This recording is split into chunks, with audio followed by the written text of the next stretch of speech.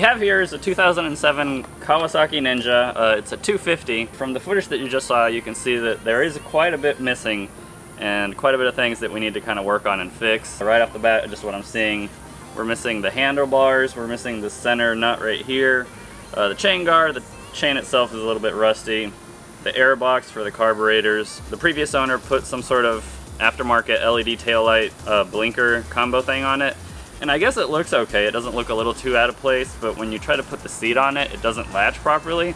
So we're probably gonna have to get something a little smaller so the seat can latch properly. Also, the gauge cluster is kind of just floating there.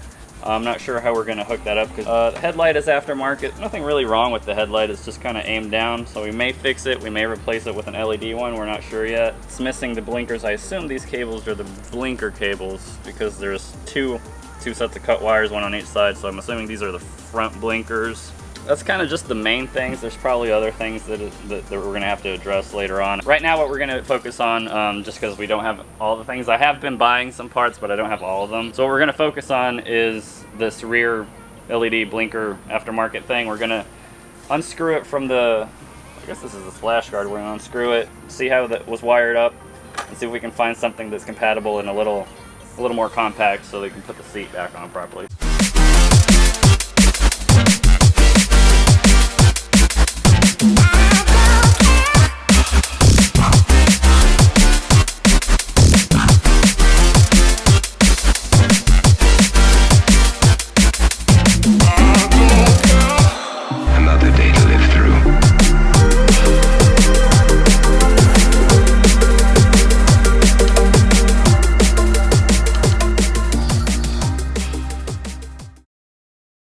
Okay, so we got that taillight and blinker assembly off the motorcycle. I got those wires more or less labeled. I'm going to look for a solution that's just a little bit lower profile so that seat can actually go over the motorcycle. Now what we're going to do is we're going to fill the battery with the, I guess it's an electrolyte fluid, and set it on a trickle charge so that we can then plug the battery into the motorcycle and see if it'll crank.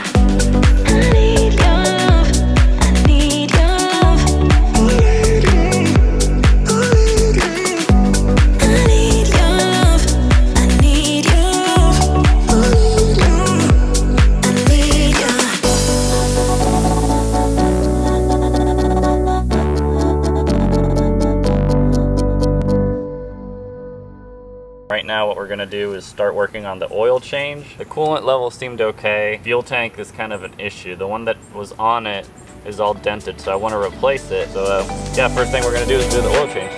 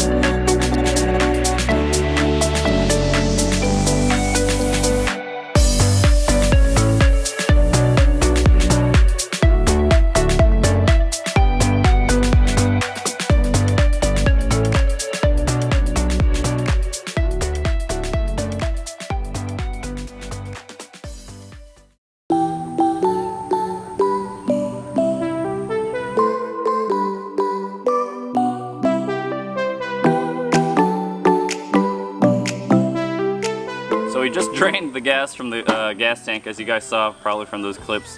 Gas tank isn't in the best of conditions. I'm still looking for a new one, but this one's gonna do just for our purposes of trying to start the bike and seeing that the engine's okay. And now what I'm going to do is I'm actually going to remove this piece back here, which I believe is called a petcock. I'm going to do that because when we turned it, when there was gas in it, there wasn't a massive amount of flow, and I know it's not supposed to like come gushing out, but I have a feeling that the filter inside of this tank is actually clogged. So I'm going to remove this piece, see what it looks like, and there's still a little bit of gas in here. Might as well just empty out the rest of the gas while it's off.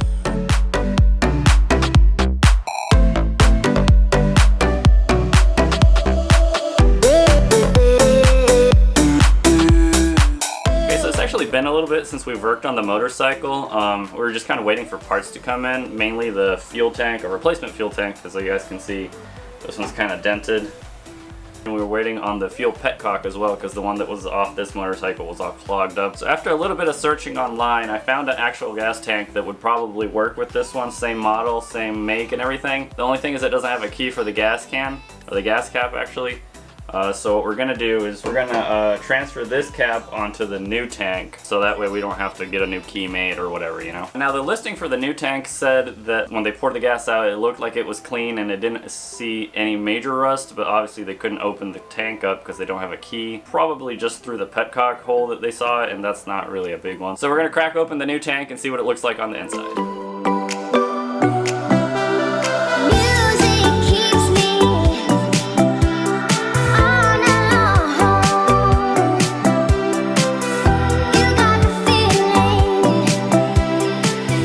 As you guys saw, there is a little bit of corrosion in there. I read online, and I actually did that with the scooter build, which is also on this channel. A way to clean the interior of the tanks a little bit is using vinegar.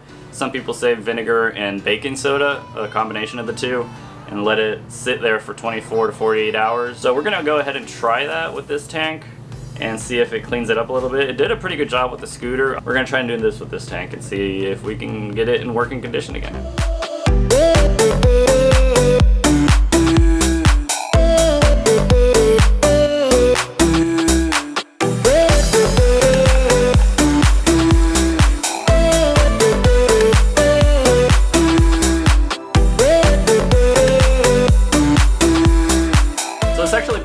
Since we put the vinegar in the tank. It's actually the end of the day because me and Victoria both had to go to work. Right now what we're going to do is actually we're going to empty the tank and we're going to see what it looks like on the inside and go from there, I guess.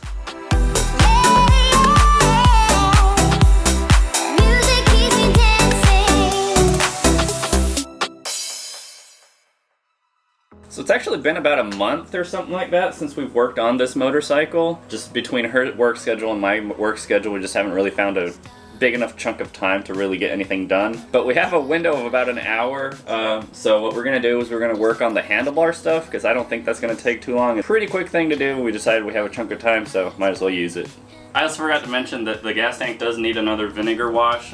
It's a lot better than it was when I first got it, but it's still not perfect, so we're gonna do another one of those. Not today, but here soon. I may record it, I may not, just because you guys already saw the process. But yeah, just thought I'd mention that.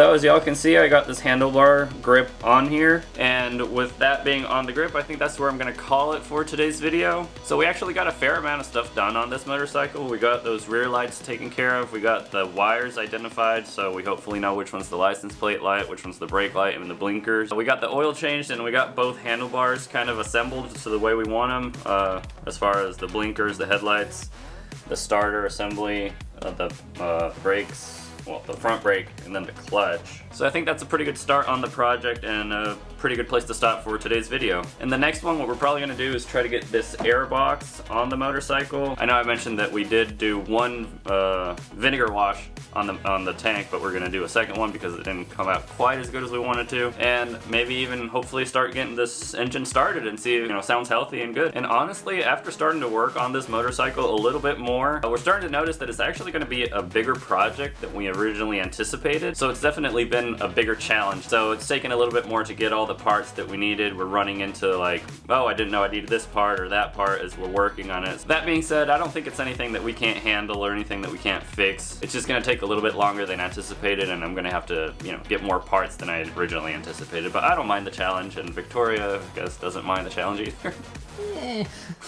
So yeah, that's kind of where we're at with this project. Thank you guys so much for watching this video. If you have any ideas or any thoughts about the project or any suggestions that I might be able to use, feel free to leave them in the comments. Yeah, I guess I'll see you guys in the next video.